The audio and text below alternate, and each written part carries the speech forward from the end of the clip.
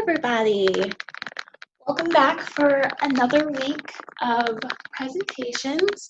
I'm Alexandria Williams with the Willow Domestic Violence Center. I'm the prevention specialist at the Willow, which basically means that I get to give presentations about healthy versus unhealthy relationships, DV 101, things like that. Today we're going to be talking about domestic violence in relation to male survivors specifically.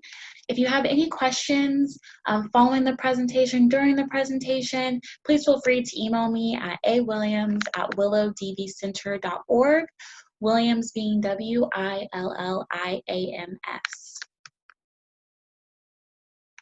So today's topic is going to be about the male survivors that we serve who have experienced domestic violence.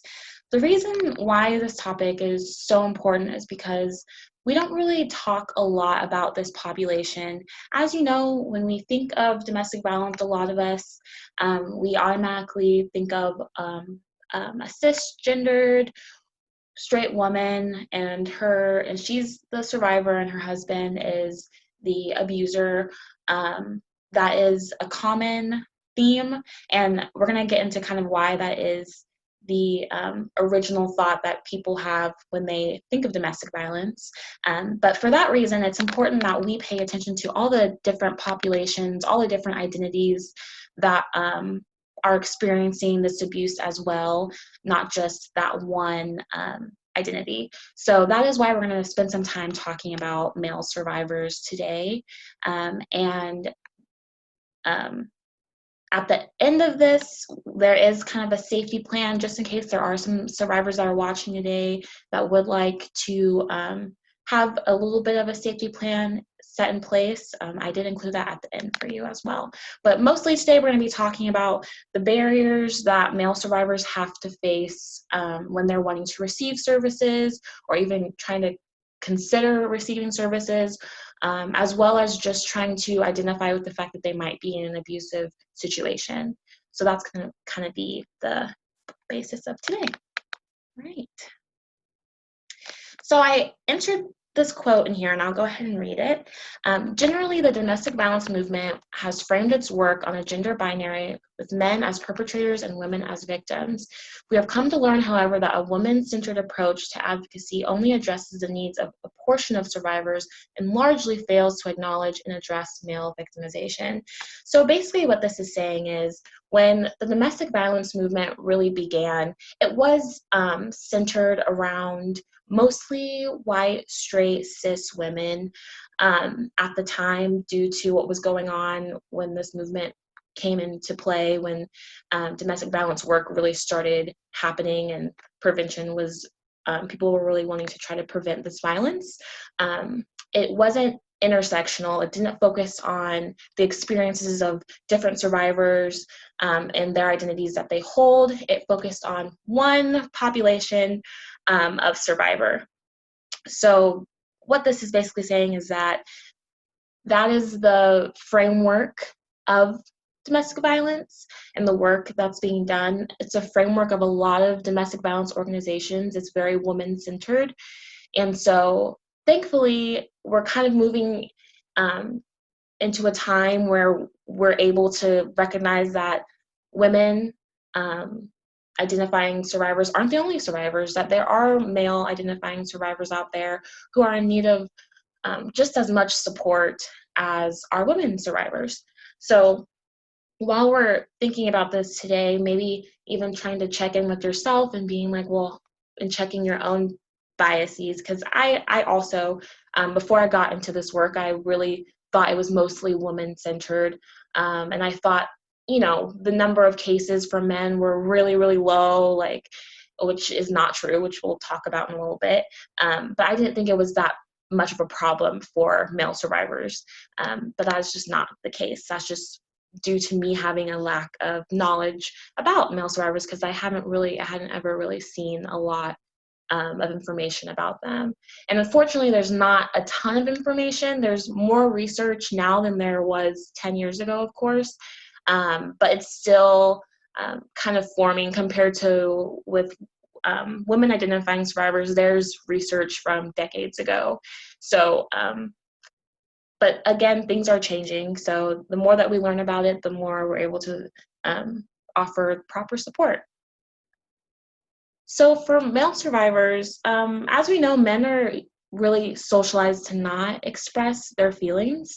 Um, I'm sure we've all heard, be a man or man up or one of those phrases, which is basically telling a man that he's not allowed to feel or have any emotion, or if they are experiencing any violence or abuse, that maybe that makes them weak in a way.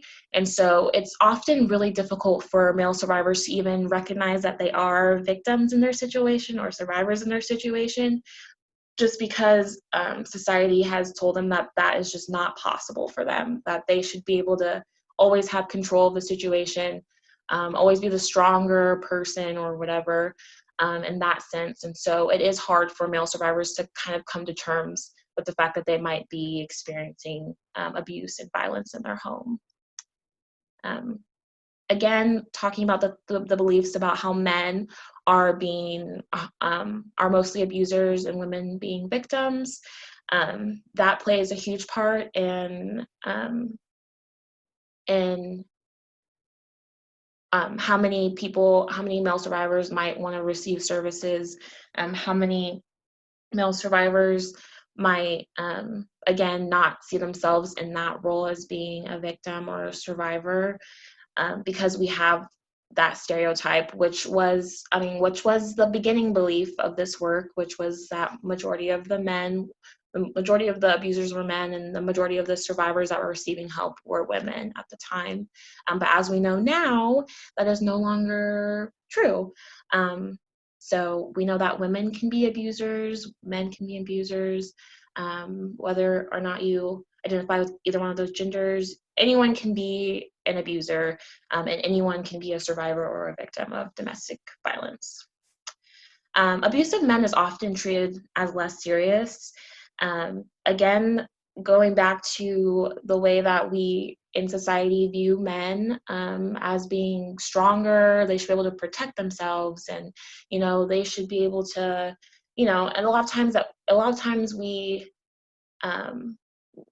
find ourselves making fun almost of men who are being abused, thinking it's like, kind of funny, but it really isn't. Their lives are in danger, they're feeling unsafe, and they are in unhappy situations. A good example of this is, I actually watched this video. It was a part of an article I read, and they did this social experiment.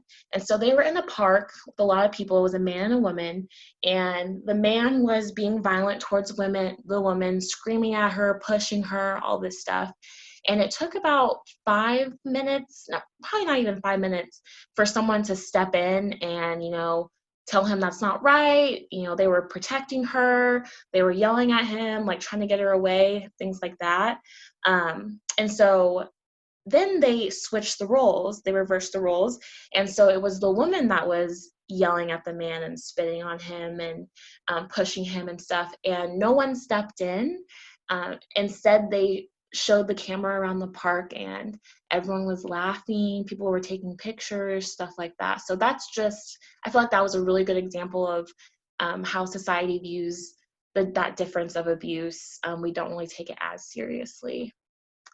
There are also a lot of male survivors who believe that there are no resources or any support really available to them, and that's very valid. A lot of the services, not specifically at the Willow, but in a lot of domestic violence organizations, a lot of maybe the brochures or the posts, maybe the social media posts, maybe they at times probably seem more aimed at women identifying survivors than male survivors. And so something like that might make them feel like, well, they probably don't offer services for me, and they probably wouldn't want me to come in and get help and things like that. They probably won't believe me.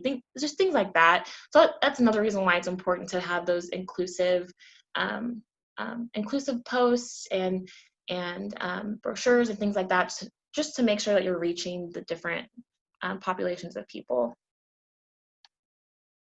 So I did go ahead and put some red flags on here. So while the experiences and the barriers of a male survivor is different than a woman survivor, kind of the basics of domestic violence aren't different, if that kind of makes sense. So these red flags can occur no matter what the gender of the abuser and the survivor are, as well as the power and control wheel, which is in the video labeled DV 101. I go into depth about that, so please definitely check that out.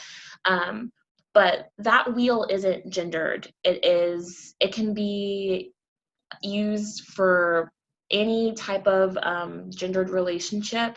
So like if it's a man and a woman, a man and a man, one woman, things like that, that wheel can be used regardless. So while the barriers are different, the experiences are different, like the basic foundational, what domestic violence looks like the emotional, the physical, the verbal, all that, it's the same no matter what the gender is. So that's why I went ahead and put some red flags on here. If you are in a abusive situation right now and you're wondering if it's domestic violence or not, these are some red flags. Red flags are basically just kind of warning signs that something is unhealthy, something's wrong, possibly abusive going on. So if you're seeing any of these in your situation, or maybe you know someone that's going through these, it could mean that they are in an unsafe and in an unhealthy situation.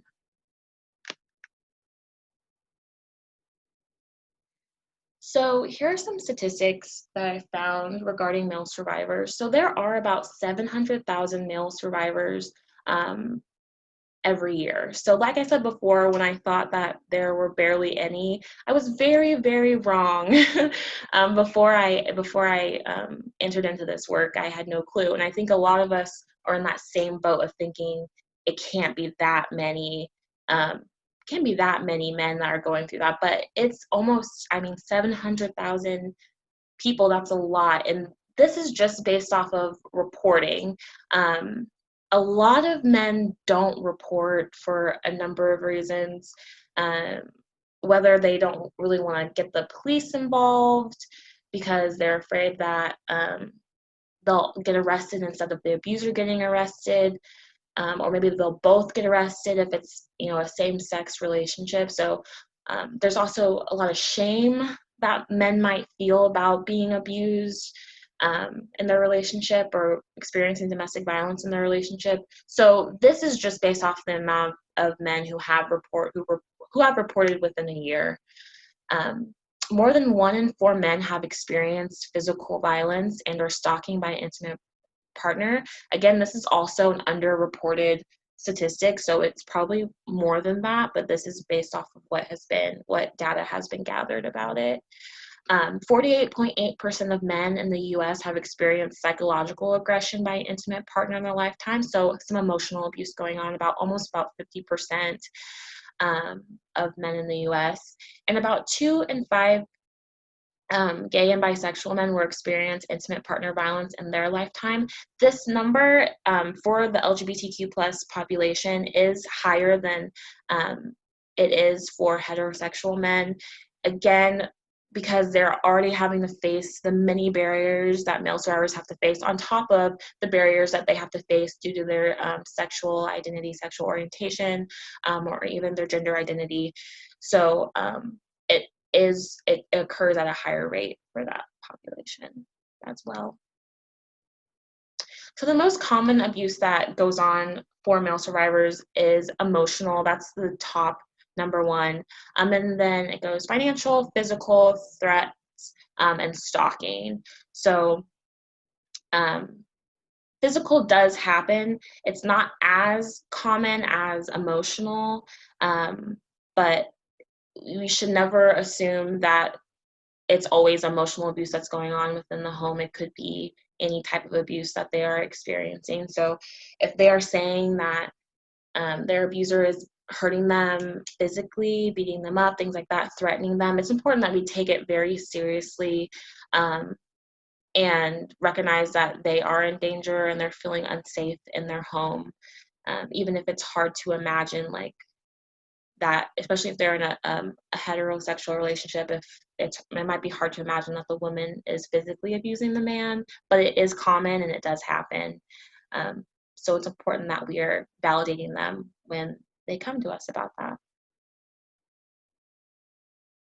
So we're going to get into some of the barriers that male survivors face when wanting to receive services, wanting to report, and barriers that they face when trying to identify themselves as a survivor of domestic violence. So, diminished self-worth. So typically men are expected to be able to protect themselves, right? That's kind of what society tells them. And to be in a situation where they are abused does kind of challenge that belief that is really reinforced in a lot of different cultures, that they should be able to protect themselves. They shouldn't be getting abused at all because they're stronger and they're capable of not letting that happen. And so if they are in an abusive situation, they might feel like they might feel bad about themselves, especially they might feel like they have no worth because their worth as a man has come into question because they're being abused overall. So that is another reason why they might not want to admit to themselves what's going on, might not want to reach out and get help. That kind of ties into shame. There's a lot of shame with this population about receiving services. That ties into the fear of people not believing them, people making fun of them, fear that if their family found out what's going on, that the family might shame them, might make them feel even worse about their situation because they aren't in a position of power and control in that relationship. They also found that men tend to minimize the violence that's going on, which ties into putting them at a higher risk of being physically harmed, because the violence that is going on, they might feel like they have it in control. Like they don't think it's going to get worse, especially in heterosexual relationships. There was an article talking about how a lot of men never expect their woman abuser to escalate. They never really think that they are in any real danger, as well as people who they might be trying to tell and get help from. They might think, well, there's really no real danger. She's really not going to do anything too violent or anything like that. And so that often ends up putting them in harm's way, and they are at a high risk of being physically harmed due to the lack of seriousness about the physical violence that's going on. So some more barriers we have would be institutional sexism. There's a lot of policies and supports put in place for women, which are so important and needed, as we know. But a lot of the services and a lot of the policies are aimed at women identifying survivors, and not really on male identifying survivors, which plays into, again, that message from society that men are the abusers, women are the victims, survivors. And so that overall, again, it's not just, how do I say that? It's not just on an individual level, it's on an institutional level regarding policies, laws, any type of law enforcement, in courts, things like that. This type of sexism is upheld in those cases. So it is important that we're able to kind of recognize that in the systems that are surrounding us. There's a lack of training on male victims, male survivors, not just with advocates, which it definitely is, which is why it's important for each domestic violence organization to really work hard at being inclusive when offering services, but also with police officers, people working in the judicial system, and any type of local authority. there seems to be a lack of training on how to support this specific population, which again is another barrier for them. Lack of recognition in media and society. So again, going back to a lot of the times when we're watching videos or reading articles, reading about the experiences of women identifying survivors, and not really hearing that much about male identifying survivors, unfortunately. So it's so even though we're not seeing it a lot, we still have to be aware that it is happening.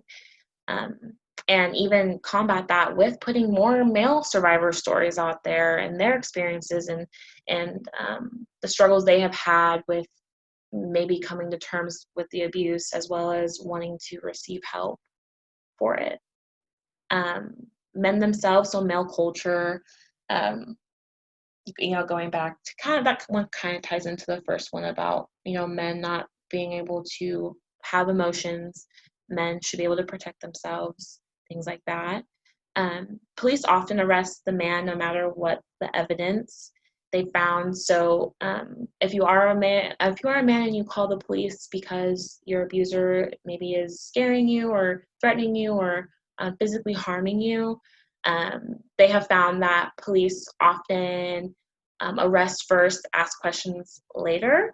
And if it is a heterosexual relationship, a lot of the times they will believe the woman even if she is the abuser. And so if she says that the man was abusing her, they will often take her word before they take his, even if he is the one being abused. And then lastly, they talk about men facing the fear of losing touch with their children. So as we know on the power and control wheel, abusers will use children to gain control over a survivor, and that's no different when it comes to male survivors at all.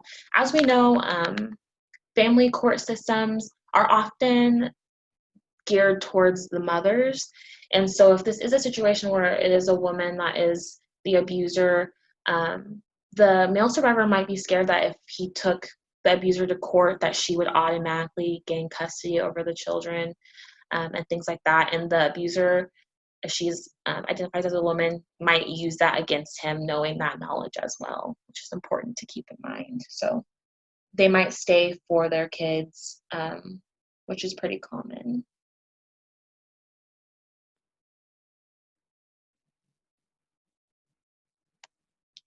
Okay. Oh, there is one more thing I wanted to say. Going back to male culture, there was an article I read that was talking about how with women survivors, we can often talk to our fellow women about what's going on, and there's often just automatically a sense of support. Sometimes, not all the times, but we often believe women survivors, especially if you're doing this type of work or have any knowledge of domestic violence. Whereas with men, in male culture, when a man goes to a fellow man to talk about the domestic violence that's happening within his home towards him, the article was saying that a lot of men are met with laughter from their male friends instead of support.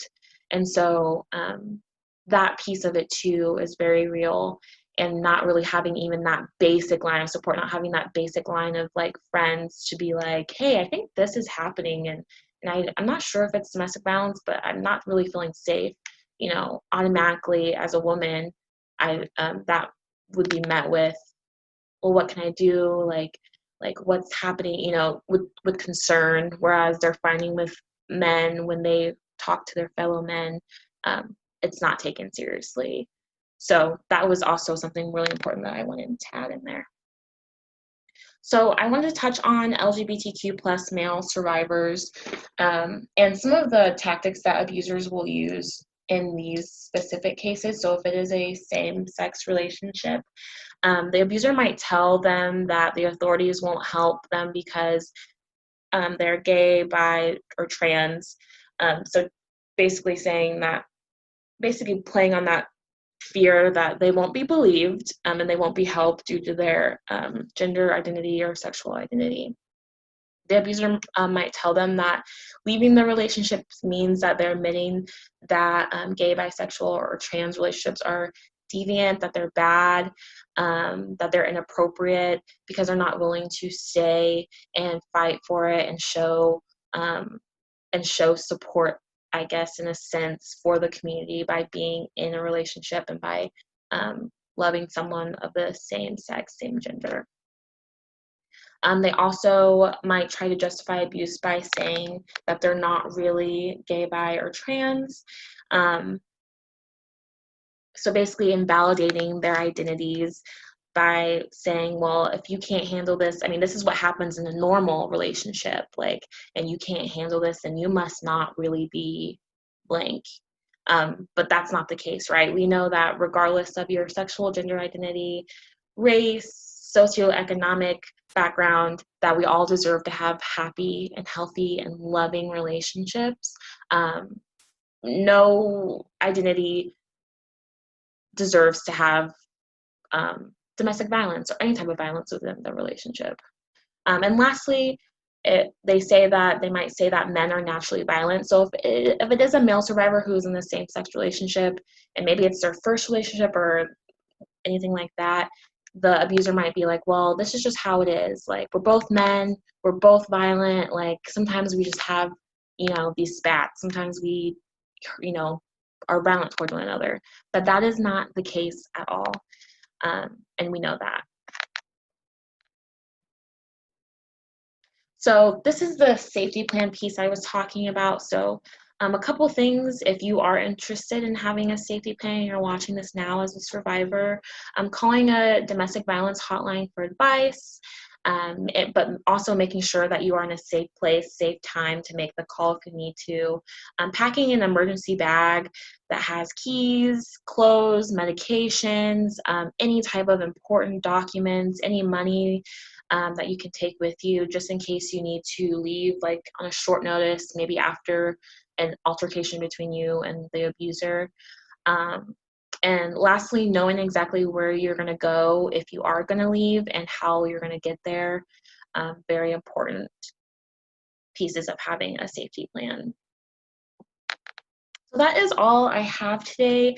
I do want to say that the Willow is an inclusive organization, and we do shelter and offer services to survivors of all identities, regardless.